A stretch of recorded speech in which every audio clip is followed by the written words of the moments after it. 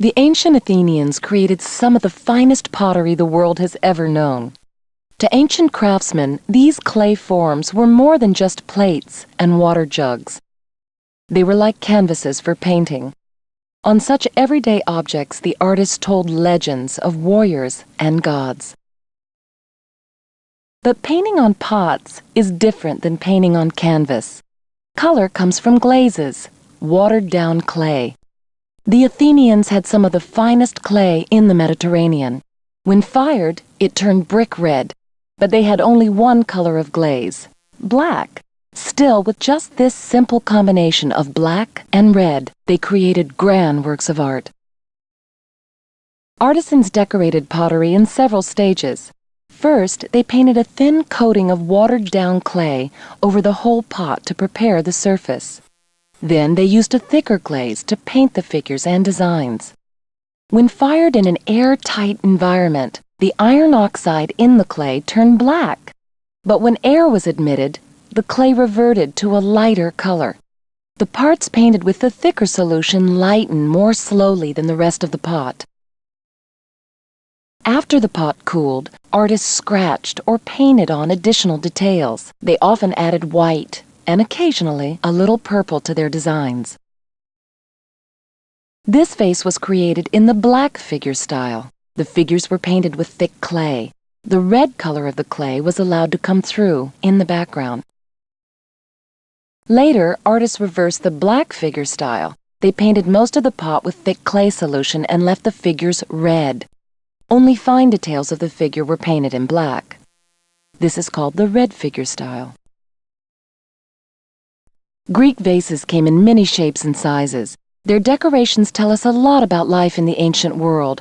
But more important, they tell us a lot about how the Greeks saw the world and the beauty they found in ordinary pitchers and plates.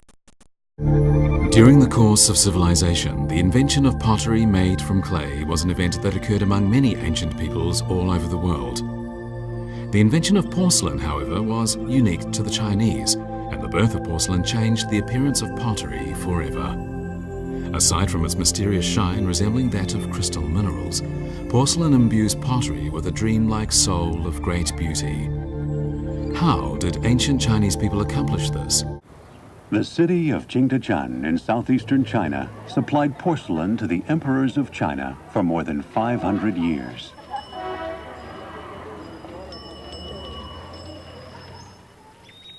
Local rock and clay provided the bone and the flesh for the hard, white, translucent ceramic material called porcelain. A clear glaze coated the porcelain and made it glow, while decoration painted both under and over the glaze added jewel-like colors.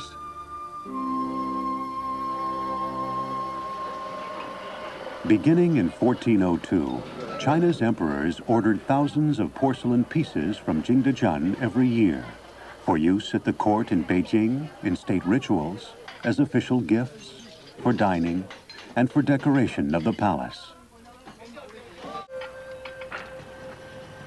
Even with the introduction of modern technology, many methods of porcelain production have not changed greatly since the days when imperially appointed supervisors coordinated the complex series of tasks required to produce porcelain.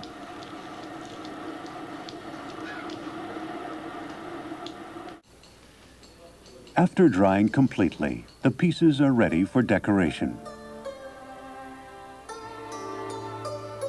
At Jingdezhan, most porcelains are decorated with designs painted directly on the hard clay with cobalt, which turns blue after glazing and firing. The colorless glaze is mixed from china stone, burnt limestone, and water. Specialists apply glaze to small pieces by dipping them directly into the vat of glaze. Larger pieces are glazed by blowing the solution onto the piece through a tube that has a fine mesh on one end. This technique produces a thin, even layer of glaze. After firing, the glaze will form a glassy coating that protects the surface and adds a beautiful luster. In the winter of 1982, a large quantity of porcelain shards were accidentally found at a construction site in Zhoushan, Jingdejian in Jiangxi province, but they were not like the ones commonly found elsewhere in the town. They were, it was later proved, from Yu Yaochang, a royal kiln of the Ming dynasty. Through these tiny relics, the long-lost Ming royal kilns, shrouded in mystery, began to reveal themselves. Archaeologists finally unearthed several porcelain objects the likes of which had never been seen before.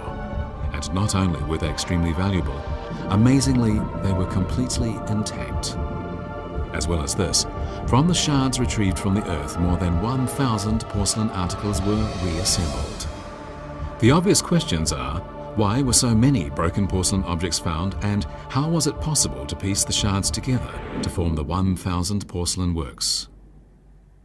因为我们知道这个官窑石器它这个是官府自己生产的，又是皇帝老子专门自己独家使用的，所以它是民间或者其他人是不能用的，包括它的纹样都是不能流失的，它控制得非常严格。它那个瓷器它的掩埋都是有意识掩埋的，都是挖了一个坑，一坑一坑的，还有一层防土把它盖住，所以当时的时候是非常严格的。 With security enforced to the maximum, on average no more than a few pieces in 100 would qualify as articles fit for the emperor. But it was probably due to such strict quality control measures that porcelain from the Ming royal kiln was able to reach the epitome of perfection.